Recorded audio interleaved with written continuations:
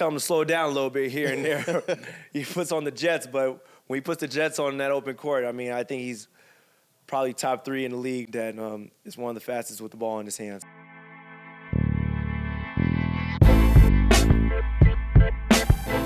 Wait, can I say? Pistons fans, it's the official Detroit Pistons Podcast. I got the shooter, Tim Hardaway Jr. What's up, my guy? What's up? How you doing? Welcome to the show. Thank you. Thanks for having me. No doubt, no doubt. Son of a Hall of Famer, Olympic gold medalist, U of M guy. Is it, man, 13 years already? 12 right now. 12? 12, yeah. 12 long years, man. Goes by quick, though. It seems like we were just watching the national championship game with you and Trey Burke in the backcourt, man. First of all, I live in Ann Arbor. Michigan is my favorite school of all time, basketball, football, any sport. So glad to have you back here. Appreciate it. But let's go back to the Michigan days, man. With you and Trey Burke, backcourt, one of the first backcourt duos to, draft in the first round since Jalen Rose and Juwan Howard, man. Talk about just, playing at Michigan. Oh, it was amazing. Credit the staff and the players that came before me, and that built what it is now, a great atmosphere. The guys that were recruiting me were Zach Novak, Stu Douglas, Manny Harris, Petey, Deshaun Sims, and a lot of those guys. So just a shout out to those guys, and can't forget about, Ann Arbor's own 𝗙𝗢𝗟𝗟𝗢𝗪, Corey Person from the Zoo. So it was just amazing just to have those guys, and Coach Beilein, like I said, his staff always on top of me, not only with basketball, but always checking on me academically and making sure I'm getting my work done in the classroom. You get a chance to go back? Any basketball, football games? I checked our schedule. We're always on the road this whole season, but I went to the Texas football game. It wasn't a great sight to see. But it was a great atmosphere, and it was fun to, actually get back and see everyone out there. Nice. Let's go back, man. What led you to basketball at a young age? Obviously, your pop played. My pops, yeah. But I really didn't take the game serious until I was probably in like 9th grade, 8th, 9th grade. Growing up in Miami, it was just so much you can do, You had the beach, you had boating, you had kids driving at 15, 16, their whips and all that stuff all up and down the whips.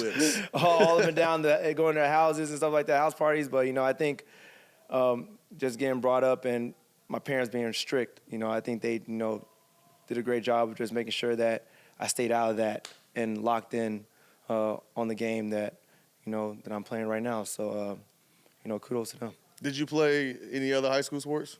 Any other sports? No, not really, not at all. I didn't even have the time. AAU, I would say, definitely took a toll on that. Just after school was work and then basketball. And then not practice with the team, then playing in adult leagues with my pops. He still had the love for the game after he retired. So just being teammates with him and reading a true point guard and growing up with that and him always feeding me the rock was cool. It was pretty cool. Nice. You guys ever play one-on-one? What did you ever beat Dad? Yeah, I played one-on-one. My sophomore year, I beat him. College or high school? High school. Okay. Went past him and then tried to go for a dunk in front of his friends.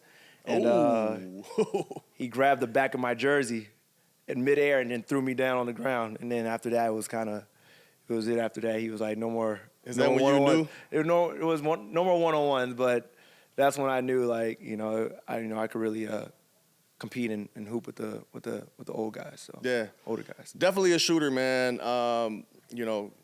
Dad was crossover guy. Yeah. Did you kind of pick that up a little bit, or was he trying to teach you that, or was it like, I'm the shooter, you're the dribbler? Yeah, for the most part, I'm not gonna lie, he definitely tried to like get in the gym with me constantly. We did ball handling a lot first. I just always loved shooting. Loved shooting the rock. Loved moving around the ball and coming off down screen shooting.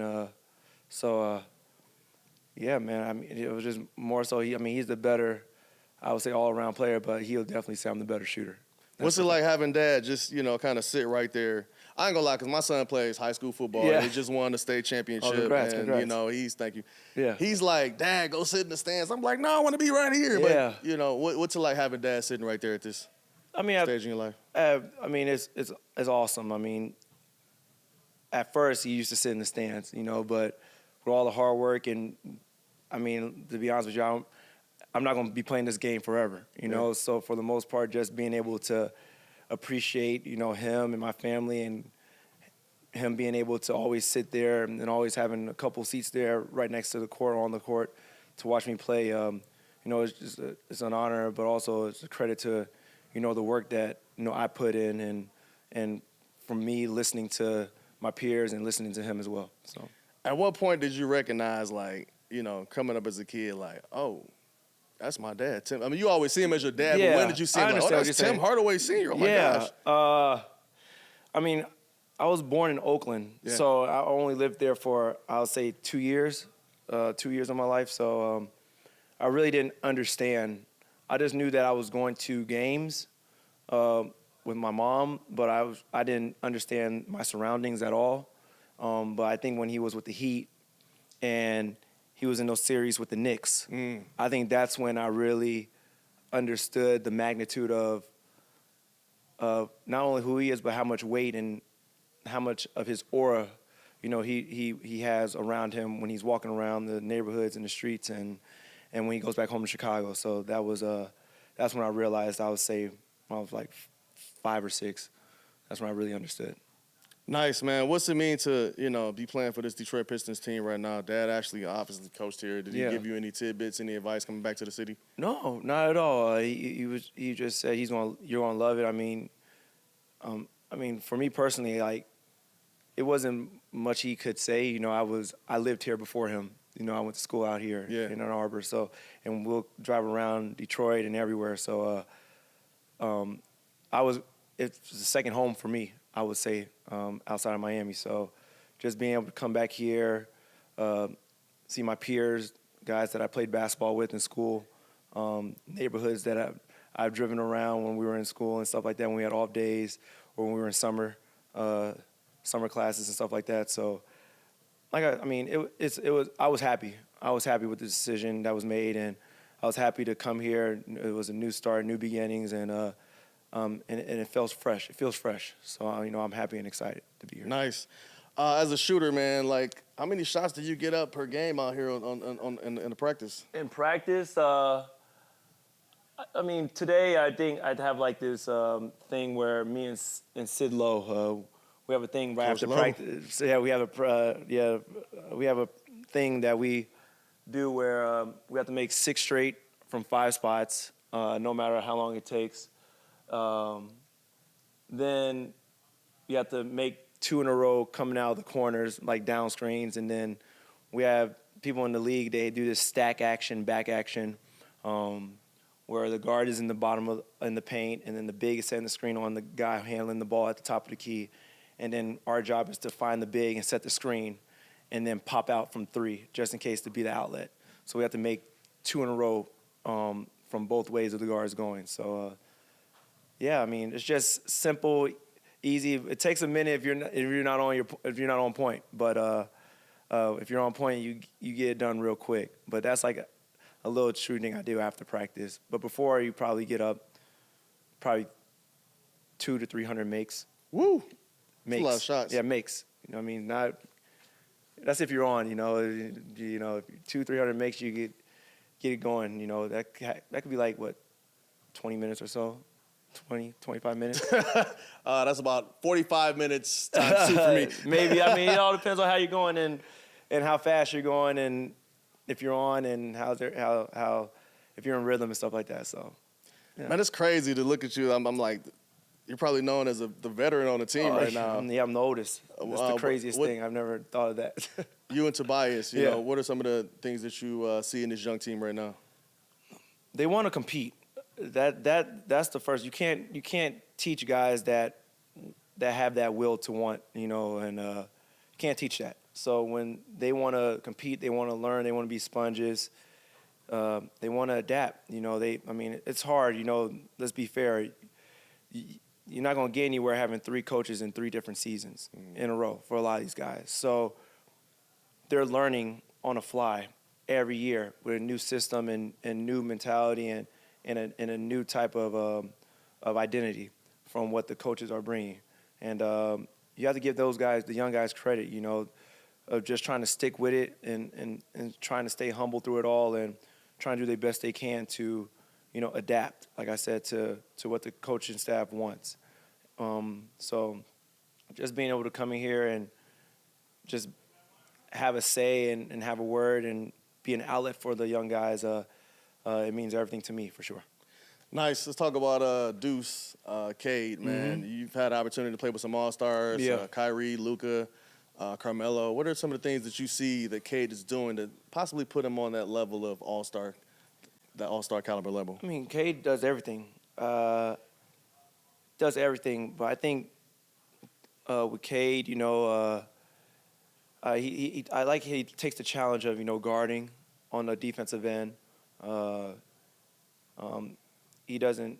I'm not gonna say that those guys shy away from anything, but he does take the challenge and he takes it serious. And if he sees some guys are slipping or slacking, he'll call them out, not to embarrass them, but call them out to challenge the others. And that's what a true leader and what a guy that people want them to, you know, to be an example of. You know, you want someone doing that. So. Like I said, he's our leader. He does an amazing job on both ends of the floor, and I mean, he's a triple-double machine now. Yeah, absolutely. I don't know what in the world got into him, but the triple-double machine for sure. He's getting them easy. So as long as he continues to do that, he'll be in that game. Did you feel this way as you were, you know, on opposite teams? With him? Yeah. I would say so. I think for the most part, it was just them being young. And I told them, they compete throughout the whole entire game. I told them the story when I was coming in. They would compete whole game, first, second, third. And then fourth quarter comes around, there would be times where it was just like a little slippage from what they were doing. And I think that was just the maturity and just the guy and them being young and not really understanding of the value, you know, of valuing possessions and doing all that stuff. But for the most part, I think, like I said, they do an amazing job, heck of a job of wanting to compete and wanting to learn and wanting to go out there and win ball games. And I mean, it's starting to see, you know, little things here and there. Any other players specifically kind of popped out that surprised you? Like, oh wow. Jaden Ivey. We haven't, you know, Marcus Sasser. He does I like him. He's a great basketball player as far as like competing on both ends of the floor. He does everything guys tell him to do. You know, he's not gonna overdo things. Jaden Ivey, you know, tell him to slow down a little bit here and there. He puts on the Jets, but when he puts the Jets on that open court, I mean, I think he's probably top 3 in the league that is one of the fastest with the ball in his hands. So I'm very impressed with those guys and the leap that they've taken, you know, from being in the league into now. Nice. Injury-wise, you kind of helped Cade out as he was going through his shin injury. What was that conversation like? Coach Beilein was here at the time and realized that I had the same type of injury and I was just being honest with him. I mean, they haven't won that many games. I think it was his rookie year, was it, or his second year? One of the two. They weren't winning that many games, and it was in the middle of the season. And I really just told him, like, listen, like, I think it's best just to get the surgery done so you could have a healthy off season moving forward. It's going to recovery time will take 2 to 3 months, 2 to 4 months, depending on your body is. That'll lead you into April, May, and you'll have June, July, August, September. You'll have 4 months to really recover and get back into basketball shape and do what you want to do and come back to the regular season. And I'm glad that he took my advice and just stayed in touch with him here and there, you know, ever since. So it was cool just to have him hear me out and him lock in and actually get it done. Nice. Let's talk about the leaders of this organization, Trajan and JB. You know, since they've been here, man, it's been infectious, winning, and just talk about their leadership since they've been here, since you've been with the team. Yeah, I mean, it's it's an identity that they're bringing here that I think a lot of the guys haven't really had, I would say. No knock on the previous coaches, what they had in the past, but I think just how, JB and Trajan are doing, and I think the guys are starting to really understand what they want in the organization and how they want guys to carry themselves, not only on the floor but off the floor, and making sure that we're always professionals, no matter where we are. So I think for JB, for the most part, he just wants everybody to compete, no matter if you're shooting bad, no matter if you're turning the ball over, no matter if you miss an assignment. And, next play, compete, do everything to the best of your abilities, and then everything else will take care of itself. So I think just having that word instilled, the compete word, I think it starts with that, and then value and everything. So, they're doing an amazing job of just implementing that to everybody. What's your mindset when it comes to helping this team, move forward? I think just staying poised, staying patient. For me, I really never really had to do that, I would say, for the most part, just because I've just been on teams where there's already veterans, there are already guys there that are able to, get by and turn things on. With this team, it's not that much the case.